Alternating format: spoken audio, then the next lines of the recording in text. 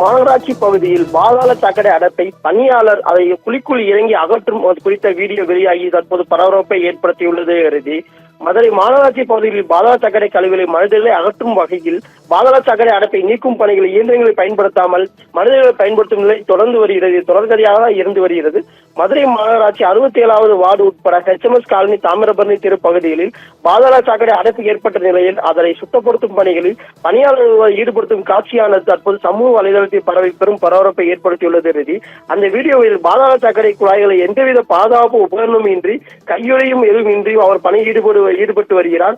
மதுரை மாநகராட்சி பாதாள சாக்கடை அகற்ற வாகனங்கள் இதுபோன்று பாதாள சாக்கடை அடைப்பை பணிகளை அகற்றுவதற்கு மனிதர்களை பயன்படுத்தும் தொடர்களை தொடர்ந்து வருகிறது.